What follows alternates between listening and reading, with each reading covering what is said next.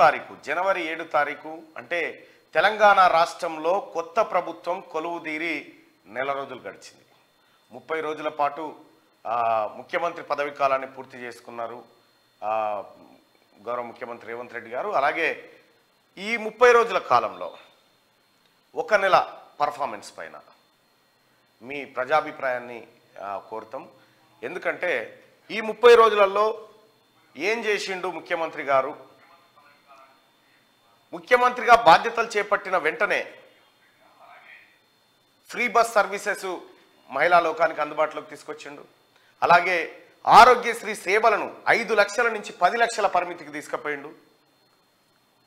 ఇక రైతు బంధు నిధులు, ఆ తర్వాత రైతులకు సంబంధించినటువంటి సంక్షేమ కార్యక్రమాలపైన దృష్టి పెట్టిరు. అలాగే గృహలక్ష్మి పథకాన్ని కూడా అమలు చేయబోతా ఉన్నారు. 500 రూపాయలకే సిలిండర్ కార్యక్రమాన్ని తీసుకుంటా ఉన్నారు. పార్లమెంట్ ఎన్నికల లోపు మరో 2 కీలకమైనటువంటి పథకాలను ప్రజల దగ్గర తీసుకుపోవాలనేటువంటి యోచనలో ఉన్నారు.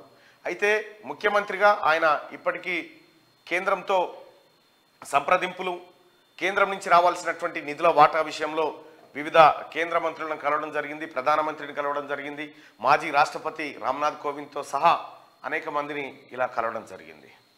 వీటితో పాటు ప్రధానంగా రేవంత్ రెడ్డి గారు తీసుకున్నటువంటి 2 గొప్ప నిర్ణయాలను మనం కనుక పరిశీలిస్తే, ఒకటి అటు యనుమల రేవంత్ రెడ్డి అనే సమయానికే ప్రగతి భవన్ కంచెలు ఏవైతే ఉన్నాయో ఆ కంచెల్ని బద్దలు కొట్టేసి అది ప్రజాభవన్గా మార్చేసిండు.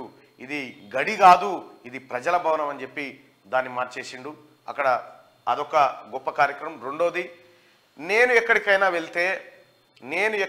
వెళ్తే ఎట్టి పరిస్థితిలో ట్రాఫిక్ నియంత్రణ చేయకూడదు, నేను సాధారణ ప్రయాణికుడిలాగానే పోవాలి అనే మాట ఆయన చెప్పిండు. అది ఇంప్లిమెంట్ అవుతా ఉంది.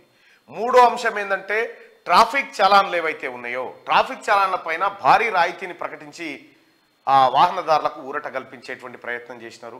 ఇంకోవైపు ఏమో మేడిగడ్డ సందర్శన జరిగింది. మేడిగడ్డ పైన జ్యుడిషియల్ ఎంక్వైరీకి ఆదేశాలు జారీ చేసినారు. అలాగే హైదరాబాద్ చుట్టుముట్టున్నటువంటి భూములు ఏవైతే కేసీఆర్ కుటుంబం కేటీఆర్ బినామీలు కొల్లగొట్టారో ఆ అంశాలన్నింటినీ కూడా క్షుణ్ణంగా ఆయన అబ్జర్వ్ చేస్తూ దానిపైన ఎప్పటికప్పుడు రిపోర్ట్లు తెప్పించుకుంటా ఉన్నాడు. ఇంకా ఇదే కాకుండా ఇంకా ఏమి చేయలేదు రేవంత్ రెడ్డి గారు అనేటువంటి ఇంకెవడన్నా ఒకటి అరా బీఆర్ఎస్ పార్టీ వాళ్ళు మిగిలితే, ఆఖరి కేసీఆర్ నన్ను పరామర్శించొచ్చిండు కదా ఎట్లునో చిచ్చా అని, టీఎస్పీఎస్సీ ప్రక్షాళన కోసం ప్రయత్నం యూపీఎస్సీ దగ్గరికి పోయిండు. ఆ తర్వాత ఆయన ముఖ్యమంత్రి సారథ్యంలోనే హైకోర్టు ఆదేశాలు జారీ చేసింది. ఏది మన కానిస్టేబుల్ ఉద్యోగాలను త్వరలో భర్తీ చేయాలని నిర్ణయం తీసుకోమని చెప్పింది. మెగా డిఎస్సీ వేయబోతా ఉన్నాడు. డిసెంబర్ కల్లా 2 లక్షల ఉద్యోగాలు భర్తీ చేస్తాము అనేటువంటి మాట టెన్షన్గా చెప్తా ఉన్నారు. ఇంకేం చేస్తాడు చెప్పు ఒక ముఖ్యమంత్రి కేసీఆర్? ఒక్క నెలలో నువ్వు చేసిన పనులు గిన్ను. ఇప్పుడు రేవంత్ రెడ్డి గారు చేసినవి తక్కెట్లు ఎత్తే తక్కెడ మొత్తం వంగిపోతుంది. నువ్వు చేసిన ఏమైనా ఉంటే ఇటు ఏమైనా ఉన్నాయా? చేసినాయి 10 ఏళ్ల పాటు నువ్వు చేసింది ఏం లేదు. కుట్ర, నయవంచన, మోసం, దగ, అబద్ధం. ఇలా నమస్తే తెలంగాణ పేపర్ రాసినట్టుంది. ఏది మొండి చెయ్యి ఏదో నోరని రాసింది. అంగలారుస్తుంది.